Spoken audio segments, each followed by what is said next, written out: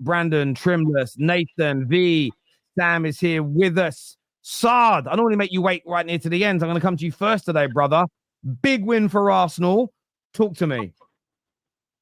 Yeah, listen, happy to get the win. Bukayo Saka, brilliant, of course, in front of goal, scoring both of our goals and unluckily assisting the third one. But listen, it was a brilliant display from Bukayo Saka. I think Declan Rice had a very good game. I also think Saliba had a good game as well. Miles Lewis-Skelly looking so comfortable in a Champions League game, which is brilliant to see. As a young player, you'd expect him to have some nerves, but he looked very comfortable and just in his own. Do you know what I mean? Making his performance known out there to say to the gaffer, like, bro, you can get me on, man. You can trust me in these high pressure situations. I can come up clutch for the team. That first goal doesn't happen without Miles Lewis-Skelly, by the way. That first goal does not happen without Miles Lewis-Skelly. That ball was amazing, and that brings me on to Gabriel Jesus. Gabriel Jesus is shit. Like he's actually awful. Like there comes a time where I think it's ended. That time was at the start of the season, bro. That time was Bolton.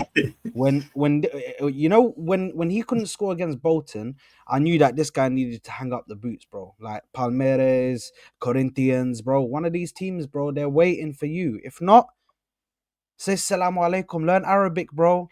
Saudi Arabia is there, bro. They want the names. Go there. Become a Saudi ambassador and get your bread. Do your thing, but Gabriel Jesus deserves to be nowhere near the top level at all.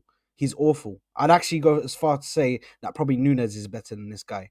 But anyway, that's a conversation for another day. You're just saying which shit stinks less, basically. Martinelli, I think Martinelli for me is somebody who I've protected and I've tried to back for so many times. I've tried to back him, but he just looks finished. And he could have been sent off in that first half. He's lucky that the referee let that one go because he really could have been sent off. He blatantly pushed that player, and the commentators were trying to say, it's not. He didn't mean it. He meant that. He meant to push that player. You could see because he was frustrated because he couldn't get past the player at times. So that guy just needs to clear his head. I don't know what he needs to do. Where maybe his time's done at Arsenal. I don't know. Yeah. But in regards to the rest of the team, man, I think, to be honest, Kivior had a couple moments here and there, but it's all good, man. Do you know what I mean? I'll let him go for this game. Party again, looking all right, looking good. But I just want to say this quickly on the team and on the performance as a whole, because we realistically should have been like 5 or 6 goals up in that first half. And if we do not take our chances in these games, I said at halftime, I see a 1-1 here. Thank God I was wrong. I said I see a 1-1 because that's what this team has done to me previously. They've done shit like this. It just gave me it stunk of like the West Ham game. It stunk of the West Ham game. You know, we missed all those chances. Also, the game against Liverpool, we missed all those chances, and then they came back and scored goals. Like, it just stunk of that. But this team now needs to get their head straight. We're good in the Champions League. We're third in the league. We need to win these last 2 games so we don't give anybody a chance to go ahead of us. And we need to keep this form going now. I'm hoping that Gabriel can come back ASAP because we need him on that left side. You can see that we're missing Gabriel Magalhaes. You can see it. But also, I want to say this. I was a bit concerned about this. I was a bit concerned about this corner thing that they done to us, where they put 3 man by the halfway line. That kind of effed us up a little bit with our corners because there wasn't as many bodies in the box as there normally is. And that's something that I'm a bit concerned about because people might have found out. People will probably be watching that, bro. And I'm not going to be surprised if we see that happening again in the Premier League, where people put them at the halfway line and just test it out to see if that's a cure for the corners. Yeah, I did think Jose was doing that about 10 years ago at Chelsea, where he did this thing for a while where he just kept 3 players up the pitch. So people didn't attack their corners as much. There's got to be a way of stopping you sons of guns when it comes to those damn things. It's crazy. Nath, I know you've got to shoot off the work soon, bruv. So I just wanted to come to you and echo your thoughts. Echo that of SARS tonight. I mean, it was a good win, 3-0. Should have been some more goals, but you're in a really commanding position in the Champions League right now.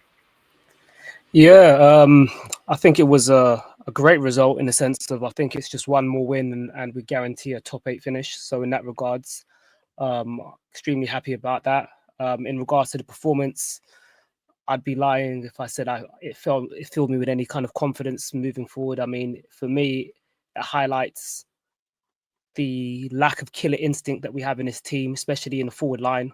I think, when we talk about Saka, we need to talk about world class. For me, consistency is my metric for world class. So performing at a top level for a consistent period of time and doing it year in, year out. And this boy is delivering. And for me, it's quite a shame that it's just him in that forward line that has that sort of killer instinct. And he's the only one carrying Arsenal on his back, because it's the lack of quality up top is not only holding him back, but it's holding us back, because teams are able to usually, double or triple team Saka and that right-hand side, because there ain't enough killers. I mean, we saw Gabriel Jesus today miss 2 real sitters, and that's not acceptable at this level, to be fair. It's not acceptable, There's zero killer instinct. Same with Martinelli. I mean, I've heard our fan base talk about how he's one of the more clinical forwards we have. And again, he's played through on goal and misses another sitter. And, against another team, we can get punished. And that's the type of game, if you look at, say, a Liverpool or a City when they're firing, they put that game to bed at half time, and then it's resting players and for the weekend. And instead, the second half was a bit edgy until we got our second.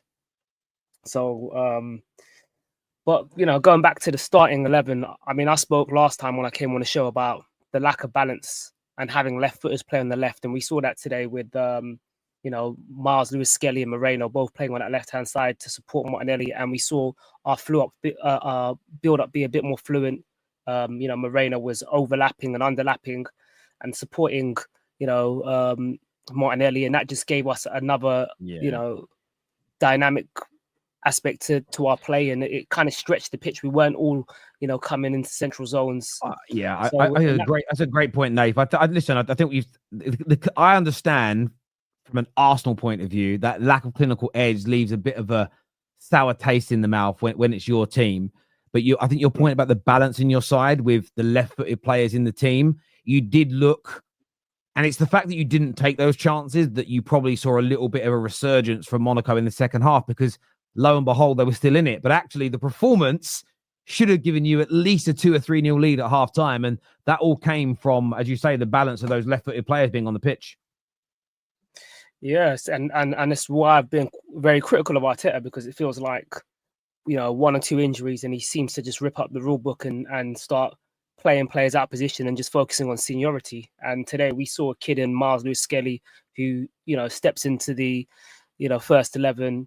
I think he's our youngest Champions League player youngest player to start in the Champions League. And he didn't look out of place. He looked composed. It was his moment of brilliance, his moment of composure, strength, ability to kind of get away from his man and then play the through ball, right?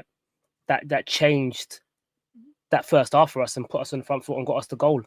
And I just wish, kind of like, hindsight's always 20/20, but I wish kind of that Arteta was less of a coward in earlier parts of the season and gave some of these kids more opportunities, because it doesn't upset the balance and the rhythm of the team so much. And we saw that today.